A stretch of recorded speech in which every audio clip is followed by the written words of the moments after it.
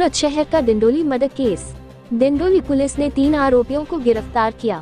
भेस्तान आवास पुल के नीचे 58 साल के प्लास्टिक व्यापारी की हत्या कर दी गई। मृतक जाकिर खुलेआम कचरा जला रहा था। कचरे के धुएं की वजह से आरोपियों का जाकिर से झगड़ा हुआ था। मृतक जाकिर ने अपने बेटों को बताया और उन्हें बुलाया।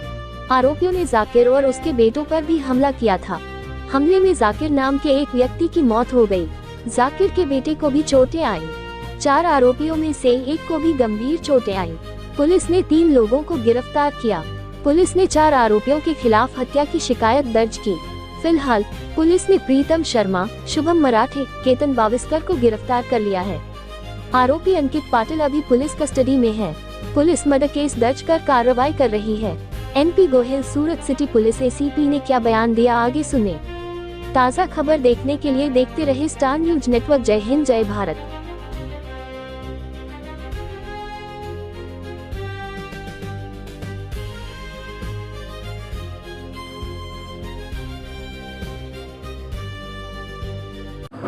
ભેસ્તાન રેલવે ઓવરબ્રિજના નીચે ગઈકાલ તારીખ 12/5/2026ના રોજ બપોરના 3:45 વાગ્યાની આસપાસ 2 પક્ષો વચ્ચે મારામારીનો બનાવ બનેલો હતો અને એમાં એક પક્ષના ઝાકીર ખાન, જાબીર ખાન પઠાણ એમને ગંભીર ઇજાઓ થતાં એમનું અવસાન થયેલું છે। એ અનુસંધાને ડિંડોલી પોલીસ સ્ટેશનમાં મર્ડરનો ગુનો દાખલ થયેલો છે।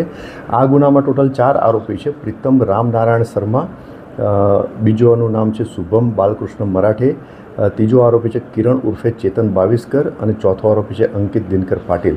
આ બનાવ એ રીતનો બનેલો હતો કે ઝાકીર ખાન, જાબીર ખાન પઠાણ ત્યાં પ્લાસ્ટિકનો ભંગારનો વેપાર કરતા હતા। ત્યાં એ કચરો ભેગો કરી અને સળગાવતા હતા અને એ બાબતે ધુમાડો થતો હતો। એમાં સામે પક્ષના જે છે ત્યાંથી ચાઇનીઝની લારી છે ત્યાંથી પસાર થતા હતા, એટલે એ બાબતે સામાન્ય બોલાચાલી થઈ, મારામારી થઈ। તો એ અનુસંધાને ઝાકીર ખાને ફોન કરી અને એમના દીકરાને બોલાવ્યા। એટલે એમના દીકરા અને એમના ફ્રેન્ડ્સ એ ત્યાં આવ્યા અને પછી ત્યાં આ બાબતે વધારે બોલાચાલી થઈ, ઉગ્ર સ્વરૂપ ધારણ કર્યું અને એ બોલાચાલી અને મારામારીમાં આ 4 આરોપીઓ પૈકી પ્રીતમ રામનારાયણ શર્મા અને શુભમ બાલકૃષ્ણ મરાઠે એ બંને અને કિરણ ઉર્ફે ચેતન બાવિસ્કર અને અંકિત દિનકર પાટીલ, આ 4 આરોપીઓ મળી અને આ સામે પક્ષ એટલે ફરિયાદી પક્ષ ઉપર હુમલો કર્યો। અને આ 4 આરોપીઓ પૈકી પ્રીતમ નારાયણ શર્મા પાસે એની પાસે ચાકુ હતું। એનાથી એણે આ જે વિક્ટીમ જે છે ઝાકીર ખાન એના સાથળના ભાગે ઈજા કરી। તેમજ કિરણ ઉર્ફે ચેતન બાવિસ્કર પાસે પણ ચાકુ હતું, એ પણ એ હવામાં ચાકુ ફરવતો હતો અને એણે પણ ચાકુથી હુમલો કરેલો હતો।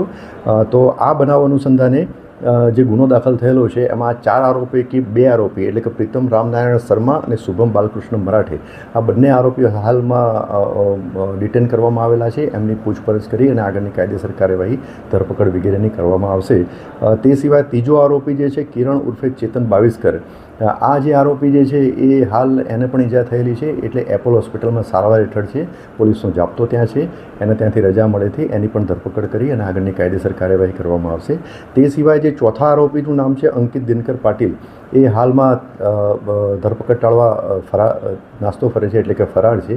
એની તપાસ કરવા માટે પણ પોલીસ ટીમ કાર્યરત છે। આ 4 આરોપીઓના વિરુદ્ધમાં અગાઉ પણ ડિંડોલી પોલીસ સ્ટેશન અને બીજા પોલીસ સ્ટેશનમાં પ્રોહિબિશનના અને અન્ય બીજા ગુના દાખલ થયેલા હતા। એમાં પ્રીતમ રામનારાયણ શર્મા ઉપર પ્રોહિબિશન ઉપરાંત એક શરીર સંબંધી અગાઉ પણ એક ગુનો દાખલ થયેલો હતો।